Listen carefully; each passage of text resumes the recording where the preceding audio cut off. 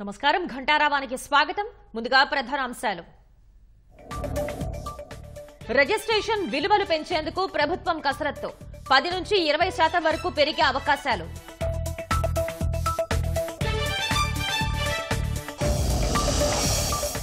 అందరూ మెచ్చేలా నామినేటెడ్ పదవులన్న చంద్రబాబు. జిల్లా యూనిట్గా ఎస్సీ వర్గీకరణ అమలుకు యోచన.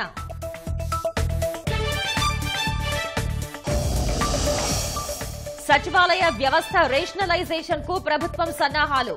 అవసరాలకు అనుగుణంగా సేవల వినియోగానికి ప్రయత్నాలు.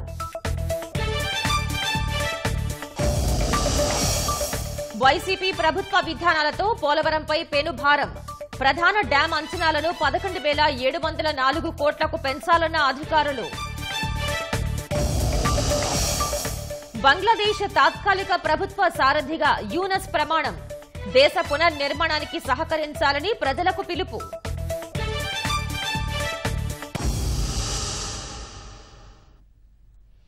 రాష్ట్ర వ్యాప్తంగా రిజిస్ట్రేషన్ విలువలు పెంచే దిశగా ప్రభుత్వం అడుగులు వేస్తోంది. ఈ మేరకు సీఎం చంద్రబాబు సూత్రప్రాయంగా నిర్ణయం తీసుకున్నారు. అలాగే గ్రామ సచివాలయాల్లో రిజిస్ట్రేషన్ల విధానాన్ని రద్దుకు ఆమోదం తెలిపారు.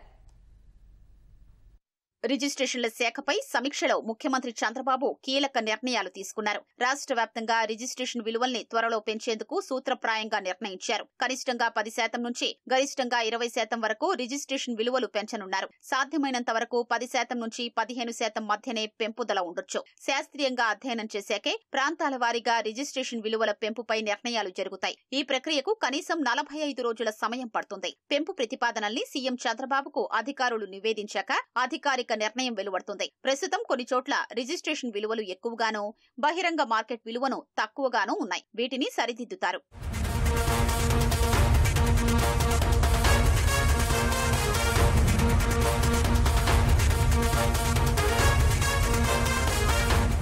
వాస్తవానికి పట్టణ ప్రాంతాల్లో ఏటా ఆగస్టు 1న, గ్రామీణ ప్రాంతాల్లో 2 ఏళ్లకోసారి రిజిస్ట్రేషన్ విలువలు పెంచుతారు. వైసీపీ పాలనలో 2019లో పట్టణ, గ్రామీణ ప్రాంతాల్లో 10 నుంచి 20%, అలాగే 2020లో ఎంపిక చేసిన పట్టణాల్లో 10 నుంచి 20%, 2022లో జిల్లా కేంద్రాల్లో 20%, 2023లో జాతీయ రహదారులు ఎంపిక చేసిన ప్రదేశాల్లో 20% వరకు విలువలు పెంచారు. నివేదికలు అందిన తర్వాత సీఎం చంద్రబాబు ఆమోదం తెలిపిన మేరకు రిజిస్ట్రేషన్ విలువల పెంపునకు అనుగుణంగా తీసుకోవాల్సిన జాగ్రత్తలపై జిల్లాలకు ఆదేశాలు వెడతాయి. గ్రామ సచివాలయాల్లో వైసీపీ ప్రభుత్వం ప్రవేశపెట్టిన రిజిస్ట్రేషన్ల విధానం రద్దుకు సీఎం చంద్రబాబు ఆమోదం తెలిపారు. ఈ విధానానికి క్రయ విక్రయదారుల నుంచి స్పందన తక్కువగా ఉంది. గడిచిన 2 ఏళ్లలో సుమారు 3,700 గ్రామ సచివాలయాల్లో ఈ విధానం ప్రారంభించగా ఇప్పటి వరకు 5,000 రిజిస్ట్రేషన్లలే జరిగాయి. వీటి వల్ల అదనంగా ఖర్చు, మానవ వనరుల వృధాతో పాటు సాంకేతిక సమస్యలు ఉన్నాయని అధికారులు సీఎం చంద్రబాబుకు నివేదించారు. ఎంపిక చేసిన సబ్ రిజిస్ట్రార్ కార్యాలయాల్ని కార్పొరేట్ స్థాయిలో తీర్చిదిద్దే విధానానికి ముఖ్యమంత్రి చంద్రబాబు స్వస్తి పలికారు. ప్రస్తుతం ఉన్న సబ్ రిజిస్ట్రార్ కార్యాలయాల్లో క్రయ విక్రయదారులకు అవసరమైన మౌలిక సదుపాయాల్ని మెరుగుపర్చాలని అధికారుల్ని ఆదేశించారు. ఇందుకు 10 కోట్ల రూపాయలు అవసరమని ఐజీ శేషగిరిబాబు ప్రతిపాదించగా నిధుల విడుదలకు సీఎం అంగీకారం తెలిపారు. గ్రామ వార్డ్ సచివాలయ వ్యవస్థలో మార్పు చేర్పులకు ప్రభుత్వం ప్రతిపాదనలు సిద్ధం చేస్తోంది. ఆ వ్యవస్థ రేషనలైజేషన్ దిశగా ప్రయత్నిస్తోంది. చిన్న పంచాయతీల్లో తక్కువ మంది, పెద్ద పంచాయతీల్లో ఎక్కువ మంది ద్వారా ప్రజలకు సేవలు అందించేలా ఆలోచనలు చేస్తోంది. అవసరాలకు అనుగుణంగా 1,61,000 మంది కార్యదర్శుల్ని ప్రభుత్వం వినియోగించుకోనుంది. గ్రామ సచివాలయాల్లో ఏఎన్ఎం, వీఆర్ఓ, డిజిటల్ అసిస్టెంట్, సంక్షేమ కార్యదర్శి, మహిళా సంరక్షణ కార్యదర్శులు, వార్డు సచివాలయాల్లో పరిపాలన, శానిటరీ, విద్య, సంక్షేమ, ఆరోగ్య, మహిళా సంరక్షణ కార్యదర్శులు ఉండేలా ప్రతిపాదించే అవకాశం ఉంది. మిగిలిన కార్యదర్శుల్ని క్లస్టర్ వ్యవస్థలో వినియోగించుకోవాలన్న యోచనలో ప్రభుత్వం ఉన్నట్లు సమాచారం.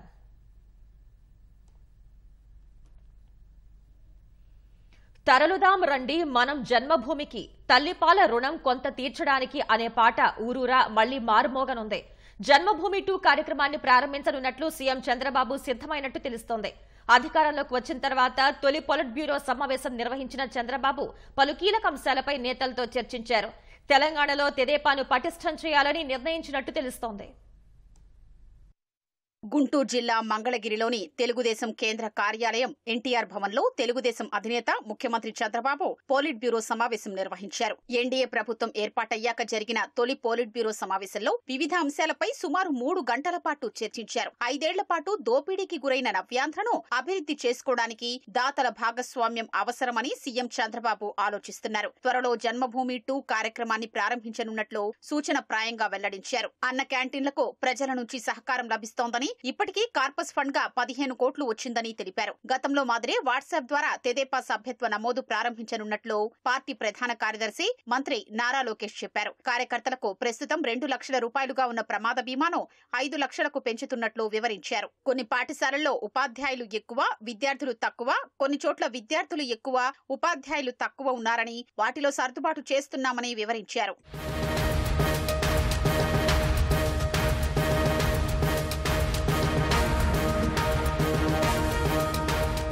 వైకాపా ప్రభుత్వం పోలవరం డయాఫ్రమ్ వాల్ ను నాశనం చేసిందని, దానికి 990 కోట్లు అవసరమవుతాయని చంద్రబాబు వివరించారు. అక్టోబర్ లోపు నిర్మాణ సంస్థను ఎంపిక చేస్తామన్నారు. ఎస్సీ వర్గీకరణ అంశం పోలిట్ బ్యూరోలో చర్చకొచ్చింది. జిల్లా యూనిట్ గా జనాభా ప్రాతిపదిక అమలు చేద్దామనే అభిప్రాయాలు వ్యక్తమయ్యాయి. ఏ వర్గము నష్టపోకుండా అందరికీ సమన్యాయం జరిగేలా జాగ్రత్తలు తీసుకుందామని చంద్రబాబు తెలిపారు. 5 ఏళ్ల వైకాపా హయాంలో తెదేపా కార్యకర్తలు, నాయకులపై నమోదైన అక్రమ కేసులపైన సమావేశంలో చర్చించారు. నామినేటెడ్ పోస్టుల భర్తీపై పోలిట్ బ్యూరోలో చర్చకొచ్చినట్లు పార్టీ రాష్ట్ర అధ్యక్షుడు పల్లా శ్రీనివాసరావు తెలిపారు. ఈ నామినేటెడ్ పదవుల భర్తీకి సంబంధించి ఇప్పుడు మా ఆఫీస్ కు వచ్చి అందరు కూడా వినతులు ఇస్తున్నారు. దాంతో పాటు పార్టీ ఎప్పటి నుంచో బ్యాక్ ఆఫీస్ మాకు ఉందండి. ఆ బ్యాక్ ఆఫీస్ లో గడిచిన 5 సంవత్సరాలుగా ఎవరైతే ఈ కార్యక్రమంలో పాల్గొన్నారు, అలాగే వాళ్ళకి మాకు క్లస్టర్ యూనిట్ బూత్ లెవెల్లో బాడీస్ ఉన్నాయి, వాళ్ళు ఏ విధంగా పార్టీ కార్యక్రమంలో మమేకం అయ్యారని, ఈ విధంగా మాకు ఒక 5-6 పద్ధతుల్లో ఆ సమాచారం మా దగ్గర ఉందండి. ఆ సమాచారం అంతా కూడా చూసి పార్టీ బలోపేతానికి, అధికారం తేడానికి కృషి చేసినటువంటి కార్యకర్తలకి మంచి స్థానం కల్పించాలని పగడ్బందీగా ఒక వ్యవస్థను ఏర్పాటు చేసుకుని ఆ పేర్లన్నీ ఐడెంటిఫై చేస్తున్నామని చెప్పి తెలియజేస్తున్నాను. ఉమ్మడి కుటుంబాన్ని ప్రోత్సహించాలని చంద్రబాబు అభిప్రాయపడ్డారు. కుటుంబం ప్రాతిపదికన రేషన్ కార్డు, పింఛన్లు, ఉచిత విద్యుత్ వంటి పథకాలు ఇస్తుండటంతో వాటి కోసం కుటుంబాలు విడిపోతున్నాయన్నారు. ఇది సరికాదని, తల్లిదండ్రులు పెద్దవారిని మరో ఇంట్లో పెట్టి మేం మరో చోట ఉంటామంటే ఎలా, అంతా కలిసి ఉండాలి కదా అని పేర్కొన్నారు. అందరూ కలిసున్నా ప్రస్తుత తీరులోనే పథకాలు పొందే విధానం అమలు చేద్దామని అభిప్రాయపడ్డారు. జనాభా నియంత్రణ వల్ల దక్షిణాది రాష్ట్రాలు ఎక్కువగా నష్టపోతున్నాయనే అంశాన్ని సభ్యులు ప్రస్తావించారు. జనాభా తగ్గడంతో కేంద్రం నుంచి నిధులు కూడా తగ్గిపోతున్నాయని చంద్రబాబు పేర్కొన్నారు. నియోజకవర్గాల పునర్విభజన సందర్భంగా సీట్ల పెంపులోనూ దక్షిణాది రాష్ట్రాలకు అన్యాయం జరుగుతుందని మాజీ మంత్రి యనమల రామకృష్ణుడు గణాంకాలతో వివరించారు. పేదరిక నిర్మూలన కార్యక్రమంలో వాలంటీర్ల సేవల్ని వినియోగించవచ్చని మాజీ మంత్రి కాలవ శ్రీనివాసులు ప్రస్తావించారు. ప్రభుత్వం తరపున పేదల్ని, ఉన్నత స్థానంలో వారిని గుర్తించి ఇద్దరిని అనుసంధానించేందుకు దోహదపడతారని చెప్పగా చంద్రబాబు సానుకూలంగా స్పందించారు. జనసేన, భాజపా ఎమ్మెల్యేలు ప్రాతినిధ్యం వహించే నియోజకవర్గాల్లోని తెలుగుదేశం నియోజకవర్గ ఇన్ఛార్జీలకు తగిన ప్రాధాన్యం కల్పించాలని తెదేపా రాష్ట్ర అధ్యక్షుడు పల్లా శ్రీనివాసరావు సూచించారు. రాష్ట్రంలో పేదరికం లేని సమాజమే లక్ష్యంగా P4 విధానం అమలుకు ప్రభుత్వం కార్యాచరణ సిద్ధం చేస్తోందని చంద్రబాబు వివరించారు. ఈ సమావేశంలో ఎక్కువసేపు దీనిపైనే చర్చ జరిగింది. సమాజంలో ఉన్నత స్థానంలో ఉన్న 10% ధనవంతులు, అట్టడుగున ఉన్న 20% మందికి ధన, సాంకేతిక, పలుకుబడి సాయం అందిస్తే వారి జీవితాల్లో మార్పు తీసుకురావచ్చని చంద్రబాబు పేర్కొన్నారు. సామాజిక బాధ్యతా నిధి కింద కార్పొరేట్ సంస్థల నుంచి వచ్చే నిధుల్ని కూడా ఈ కార్యక్రమానికి వినియోగించుకునే అంశాన్ని పరిశీలిస్తున్నట్లు వివరించారు. గిరిజన ప్రాంతాల్లో పేదరిక నిర్మూలనకు తొలి ప్రాధాన్యమివ్వాలని మాజీ మంత్రి సోమిరెడ్డి చంద్రమోహన్ రెడ్డి సూచించారు.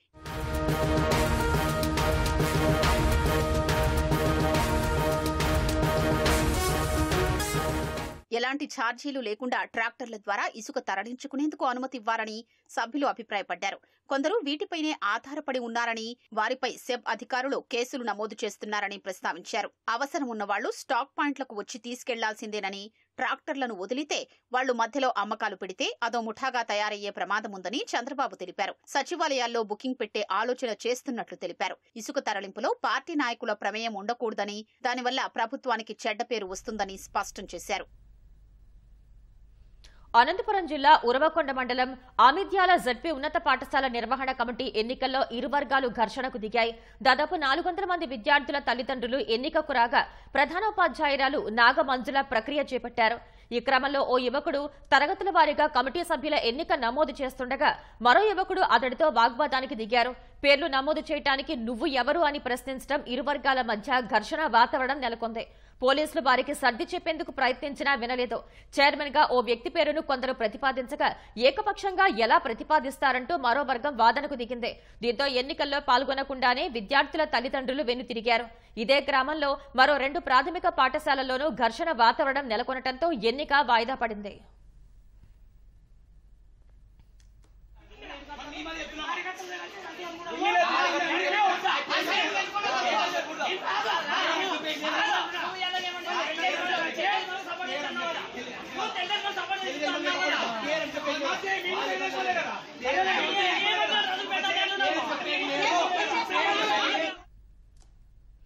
అనంతపురం జిల్లా సింగనమల నియోజకవర్గ పరిధిలోని వెంకటంపల్లి వద్ద హెచ్ఎల్సీ కెనాల్ ను ఎమ్మెల్యే బండారు శ్రావణి పరిశీలించారు.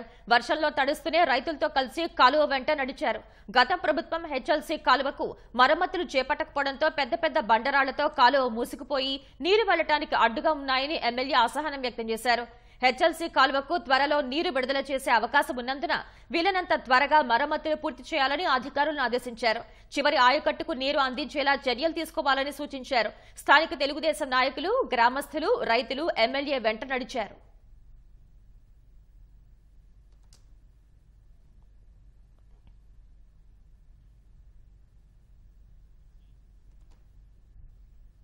పల్నాడు జిల్లా వినుకొండ మండలం వెంకుపాలెంలో కిడ్నాప్ ఘటన సుఖాంతమైంది. బాధితుడిని పోలీసులు కుటుంబ సభ్యులకు అప్పగించారు. వెంకుపాలెం సమీపంలోని నగరవనం వద్ద గురువారం నాగరాజు అనే వ్యక్తిని దుండగులు కిడ్నాప్ చేయడం సంచలనంగా మారింది.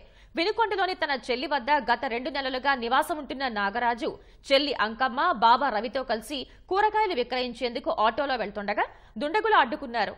కారుతో ఆటోను అడ్డుకుని నాగరాజును కొట్టి కారులో ఎక్కించుకున్నారు.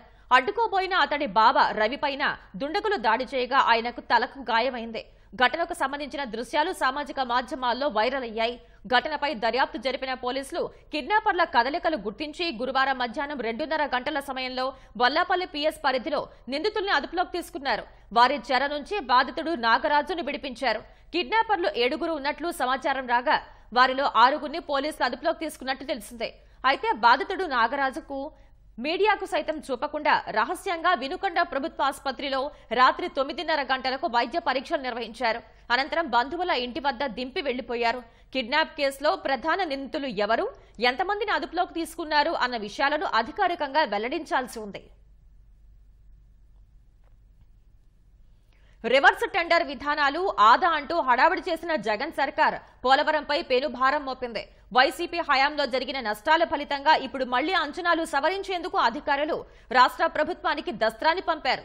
అంచనాలకు 11,704 కోట్ల రూపాయలను పెంచుతూ ప్రతిపాదనలు అందజేశారు. జగన్ 5 ఏళ్ల పాలన పుణ్యాన ఒక్క ప్రధాన డ్యాంలోనే 4,512 కోట్ల మేర అదనపు భారం పడింది. వైకాపా ప్రభుత్వ రివర్స్ విధానాలతో పోలవరం ప్రాజెక్టుపై పెనుభారం పడింది. రివర్స్ టెండర్లతో 628 కోట్లు ఆదా అంటూ అప్పట్లో జగన్ ప్రభుత్వం గొప్పలు చెప్పుకుంది. తీరా పోలవరంపై 1000 కోట్ల భారానికి వైసీపీ సర్కార్ కారణమైంది. నాటి నష్టాల ఫలితంగా ఇప్పుడు మళ్లీ అంచనాలు సవరించేందుకు అధికారులు ఆంధ్రప్రదేశ్ ప్రభుత్వానికి దస్త్రాలు పంపారు. ప్రస్తుతం ప్రధాన డ్యాం అంచనాలు 11,704 కోట్ల 94 లక్షలకు పెంచుతూ ప్రతిపాదనలు సమర్పించారు. ఈ సవరించిన అంచనాలను జలవనరుల శాఖ మదింపు చేస్తోంది. ప్రధాన డ్యాంకు అనుసంధానంగా మరో 6 ప్యాకేజీలు ఉన్నాయి. ఆ పనులేవి ఈ అంచనాల్లోకి రావు. కుడి, ఎడమ కాలువలు, భూసేకరణ, పునరావాసం ఇందులో చేరవు. ఈ లెక్కన జగన్ ప్రభుత్వంలో ఒక్క ప్రధాన డ్యాంలోనే ఏకంగా 4,512 కోట్ల మేర అదనపు భారం పడినట్లయింది. ఈ అంచనాలపై ఏ స్థాయిలో కోత పడుతుందో చూడాలి.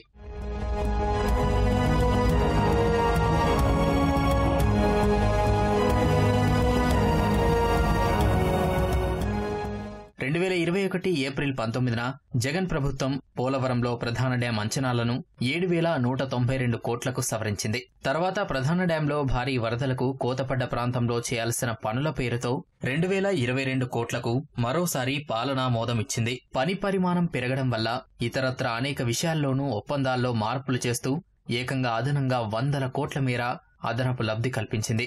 ఆ మొత్తం 1000 కోట్లు దాటిపోగా గతంలో సవరించిన అంచనాలకు తాజాగా సవరించబోతున్న అంచనాలకు మధ్యకాలంలో 852 కోట్ల 39 లక్షల రూపాయల మేర ఒప్పంద ఉల్లంఘనలు, అదనపు పనులు చేర్చడం ద్వారా గుత్తేదారుకు అదనపు లబ్ధి చేకూర్చింది. ఇవి చీఫ్ ఇంజనీర్ స్థాయిలోనే ఆమోదం పొందాయి. రాష్ట్ర స్థాయి స్టాండింగ్ కమిటీ ప్రభుత్వ స్థాయికి వెళ్లలేదని సమాచారం. 852 కోట్ల మేర గుత్తేదారుకు కల్పించిన ప్రయోజనము తాజా అంచనాల పెంపులో ఒక భారీ మొత్తంగా మారింది. ఇవన్నీ కలిపి పోలవరంపై 1000 కోట్ల భారాన్ని పెంచుతున్నాయి. భారీ వర్షాలు అన్నదాతల్ని కోలుకోలేని దెబ్బతీశాయి. సరిగ్గా నాట్లు వేసిన సమయంలో భారీ వర్షం కురవటంతో వాననీరు వెళ్లే మార్గం లేక వరి నాట్లు పూర్తిగా కుళ్లిపోయాయి. అప్పులు తెచ్చి పెట్టిన పెట్టుబడంతా వరదకు తుడిచిపెట్టుకుపోయింది. ఇప్పటికే 2 సార్లు నాట్లు వేసి నష్టపోవటం, మరోవైపు నారు దొరికే పరిస్థితి లేకపోవడంతో ఖరీఫ్పై రైతులు ఆశలు వదులుకుంటున్నారు. ఉమ్మడి పశ్చిమ గోదావరి జిల్లా వ్యాప్తంగా కురుస్తున్న వర్షాలు రైతులను నట్టేట ముంచాయి. ఖరీఫ్ సాగు జోరుగా సాగుతున్న సమయంలో భారీ వర్షాలు కోలుకోలేని దెబ్బతీశాయి. ఎన్నో ఆశలతో ఖరీఫ్ సాగు ప్రారంభించి 6 మడులు సిద్ధం చేసుకుని నాట్లు వేసిన రైతులకు ఎడతెరిపి లేని వర్షాలు కోలుకోలేని దెబ్బతీశాయి. వర్షాలు, వరదలతో ఉమ్మడి జిల్లా వ్యాప్తంగా భారీగా పంటలు దెబ్బతిన్నాయి. పొలాల నుంచి నీళ్లు వెళ్లే మార్గం లేకపోవడంతో చేలు కుళ్లిపోయాయి. కొన్ని చోట్ల ఇప్పటికే వరద నీరు పొలాల్లోనే ఉండటం, అదను దాటిపోతుండటంతో ఏమీ చేయలేని నిస్సహాయ స్థితిలో రైతులు ఖరీఫ్ పై ఆశలు వదులుకుంటున్నారు. ఊరి దగ్గర 3 ఎకరాల చేనది పోయింది. ఇక్కడ 5 ఎకరాల్లో 1 ఎకరం పోయింది. ఊడ్చింది పోయింది. మళ్ళీ నార్మల్ వేసుకున్నాం మొన్న. ఇక్కడ లేదు, వదిలేసాం, ఇంకేం లేదు. ఇంకెంత ఈ పంట ఊడ్చేపు కుళ్ళిపోయింది. ఎన్నిసార్లు అండి? 3 సార్లు ములిగిందా? ఈ రోడ్డే 3 సార్లు ములిగింది. ఇప్పటికి వాటర్ ఎక్కువ వచ్చేద్దాయి, అదేమో లాగలేదు. కట్టేసి వదిలేసారు తప్ప దాని మురికాలో తవ్వలేదు. ఆ నీరు ఇలా తిరిగి ఎర్మల్ వెళ్ళి ఎర్మల్ నుంచి మళ్ళీ ఇలాగొచ్చి పట్టిన చెరువులోంచి మళ్ళీ మాకు రివర్స్ తిరుగుతుంది. ఆల్రెడీ సార్ ఆకుమల్లి పోసాం, ఆకుమల్లి ములిపోయి పోయినాయి. మళ్ళీ బయట నుంచి నారు తెచ్చి చూడ్చాం, ఇప్పుడు అయ్యి పోయినాయి. ఇవాళ నారు కొంటాం 10,000 అయితే తెత్తనికి 20,000 అవుతుంది. అంత తేడా ఉంది. దాని మీద వ్యవసాయం చేతం కూడా అనవసరం అనిపిస్తుంది. నా వరకు అయితే 70,000 లాస్ వచ్చిందండి 7 ఎకరాలని. ఇప్పుడు అంతా పోసి నెల 15 రోజులు అవుతుంది. నెల 15 రోజుల్లో 3 సార్లు ములిపోయింది. ఇంకేం చేస్తాం? ఉమ్మడి జిల్లాలోని తాడేపల్లిగూడెం, నందమూరు, మాధవరం, ఉంగుటూరు, బాదంపూడి, నారాయణపురం ప్రాంతాల్లో ఖరీఫ్ సీజన్ ముందుగా ప్రారంభం కాగా రైతులు సాగు పనులు ప్రారంభించి 100 ఎకరాల్లో నాట్లు పూర్తి చేశారు. నారుమడులు సిద్ధం చేసిన నాటి నుంచి నాట్లు వేసే వరకు కూలీలు దుక్కి దున్నేందుకు ఎకరానికి సుమారు 10,000, కొన్ని చోట్ల 2-3 సార్లు నాట్లు వేయడంతో ఎకరానికి 20,000 వరకు రైతులు ఖర్చు చేశారు. సరిగ్గా నాట్లు వేసిన 2 వారాల వ్యవధిలో భారీ వర్షాలు చేలను దెబ్బతీయడంతో రైతులు తీవ్రంగా నష్టపోయారు. గత ప్రభుత్వం 5 ఏళ్లలో డ్రైన్లలో పూడిక తీసి మురుగునీరు వెళ్లేలా చేసుంటే తమకు ఈ పరిస్థితి దాపరించేది కాదని రైతులు ఆవేదన వ్యక్తం చేస్తున్నారు. కూటమి ప్రభుత్వమైన కాలువల్లో పూడిక తీసి రైతులను ఆదుకోవాలని కోరుతున్నారు. నారుబడి పోయింది, ఆ ఇన్ టైంలో పోయింది. అది సరే, మళ్ళీ నారు మళ్ళీ బయట కొనుక్కొచ్చి చేసి మళ్ళీ చేసాం, అవ్వలేదు. మళ్ళీ ఇప్పుడు నారు పోసుకొని మళ్ళీ మేము చేయాలంటే కనుక అవదండి అది. ఎందుకంటే ఇన్ టైం పీరియడ్ అయిపోతుంది, ప్లస్ వ్యవసాయం కూడా ఏంటంటే లేట్ అయిపోతుంది. రేపొద్దున ఫ్యూచర్లో మళ్ళీ వర్షాలు వచ్చి మళ్ళీ ఇదంటే ప్రాబ్లం ఉంటుంది మాకు. ప్రతిసారి అంటే ఇంత ముందున్న గవర్నమెంట్ వల్ల మాకు ఈ మురుగు డ్రైన్ సరిగ్గా లేక మాకు మురుగు బయటికి పోక ఆ మురుగు పైకి రావడం వల్ల దానివల్ల మాకు ఇబ్బంది అవుతుందండి. అది ఇప్పుడు మేము వ్యవసాయం చెయ్యాలా మానేవాళ్ళ? ఇప్పుడు మేము దీన్నే నమ్ముకుని ఉన్నాం. వేరే వృత్తి అనేది వేరే లేదండి. ఇది 3వ సారి మాకు మునిగిపోవడం అండి.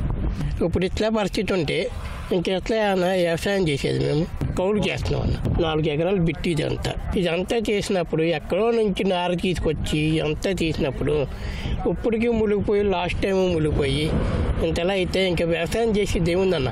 ఇప్పుడైతే ఇది పని చేయదన్న అసలు. ఇప్పుడు మాకు పంట రావాలని చాలా టైం పెట్టేది. నారు వేయాలన్నా ఏం చేయాలన్నా టైం పట్టేసిద్ది. ఎక్కడ వేసేదన్న? 2 సార్లు మాసిపోయామన్నా, 3వ సార్లు మాసిపోవడానికి ఎవరు సిద్ధంగా ఉన్నాడు కదా. కృష్ణానదికి వరద ప్రవాహం పెరగడంతో కృష్ణా జిల్లా అవనిగడ్డ మండలం పాత ఎడ్లలంక గ్రామానికి రాకపోకలు నిలిచిపోయాయి. వరద నీటికి కొట్టుకుపోయిన కాజ్వేను పరిశీలించిన అవనిగడ్డ తహసీల్దార్ ప్రజలకు ఇబ్బందులు లేకుండా రెవెన్యూ అధికారులు పడవ ఏర్పాటు చేశారు. పులిగడ్డ ఆక్విడక్ట్ వద్ద వరద నీరు 11 అడుగుల ఎత్తులో ప్రవహిస్తుంది. కృష్ణానదిలో నీటి మట్టం గంట గంటకు పెరుగుతోంది.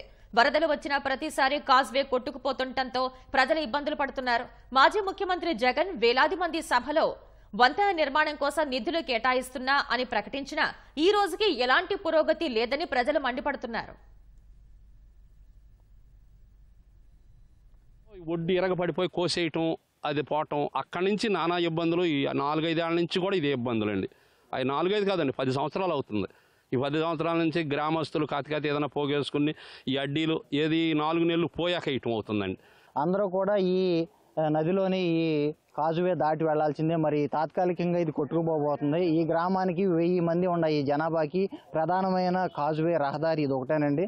ఇది ప్రధానమైన సమస్య. ఇదే ప్రతి ఒక్కరు కూడా అంటే ప్రజాప్రతినిధులు ఎవరైనా కానీ కొంచెం ఈ ప్రభుత్వాలు కూడా తక్షణమే గత ప్రభుత్వాలు కూడా ఎన్నో హామీలు ఇచ్చారు, మనం చూడటం జరిగింది. ఆ గ్రామాల అధికారులు ప్రభుత్వ పరంగా దాని చర్యలు తీసుకుని ఏర్పాట్లు చేయవలసిందిగా కోరుతున్నామండి. దీని గురించి మేము అనేక సంవత్సరాలుగా పోరాటం చేస్తున్నాము. పేపర్లోని పత్రికలు వస్తుంది, కానీ చాలామంది రాజకీయ నాయకులు కూడా మాట ఇచ్చారు మీకు వంతెనేస్తామని చెప్పేసి. అయినా కూడా ఇంతవరకు మాకు ఎటువంటి సహాయ చర్యలు కూడా ఏర్పాటు చేయలేదు. ఈ వరద కారణంగా కూడా వాళ్ళ ఉపాధిని కూడా కోల్పోతారు. కనుక ప్రభుత్వం వెంటనే స్పందించి వారికి కనీసం నిత్యావసరాలు అయినా సరే వారికి సమకూర్చాలని చెప్పేసి మేము కోరుకుంటున్నామండి. 2 రోజులుగా కురిసిన భారీ వర్షాలకు తూర్పుగోదావరి జిల్లా గోపాలపురం మండలంలో వాగులు వంకలు పొంగి పొర్లుతున్నాయి. ఏజెన్సీ ప్రాంతంలో కురిసిన భారీ వర్షాలతో కొవ్వాడ కాలువ ఉధృతంగా ప్రవహిస్తోంది. ఎల్ఎండిపేట గ్రామంలోని కొవ్వాడ రిజర్వాయర్ 2 గేట్లెత్తి 1000 క్యూసెక్కుల నీరు దిగువకు విడుదల చేయడంతో గోపాలపురం మండలం పరిధిలోని రహదారులు, పంట పొలాల్ని వరద ముంచెత్తింది. దొండపూడి, సాగిపూడి గ్రామాల మధ్య కాజ్వే పై నుంచి వరద ప్రవహించడంతో 2 గ్రామాల మధ్య రాకపోకలకు తీవ్ర అంతరాయం ఏర్పడింది. అల్లూరి సీతారామరాజు జిల్లా రంపచోడవరం ఎమ్మెల్యే మిర్యాల శిరీషాదేవి ఉదారత చాటుకున్నారు. సొంత నిధులతో కొనుగోలు చేసిన వాహనాన్ని ఉచిత అంబులెన్స్ గా ఏర్పాటు చేశారు. ఏడాది క్రితం కొనుగోలు చేసిన బొలెరో వాహనాన్ని వారు ఎన్నికల ప్రచారంలో వినియోగించారు. అయితే ఏజెన్సీ ప్రాంతంలో రోగులు పడుతున్న ఇబ్బందుల దృష్ట్యా దాన్ని అంబులెన్స్ గా వినియోగించడానికి అనుగుణంగా మార్పులు చేశారు. వైద్య పరికరాలు సమకూర్చారు. ఇవాళ ప్రపంచ ఆదివాసీ దినోత్సవాన్ని పురస్కరించుకుని సేవల్ని అందుబాటులోకి తేనున్నారు. కర్ణాటకలో తీవ్ర విషాదం చోటు చేసుకుంది. పెద్దల సమక్షంలో 3 ముళ్ల బంధంతో ఒకటైన ఓ ప్రేమ జంట పెళ్లైన కొద్ది గంటల్లోనే మృతి చెందింది. కోలార్ గోల్డ్ ఫీల్డ్స్ లోని చెంబరసరహళ్లి గ్రామానికి చెందిన నవీన్, లిఖిత ప్రేమించుకున్నారు. పెద్దల సమక్షంలో ఆగస్టు 7న స్థానిక కళ్యాణ మండపంలో వీరి వివాహం జరిగింది.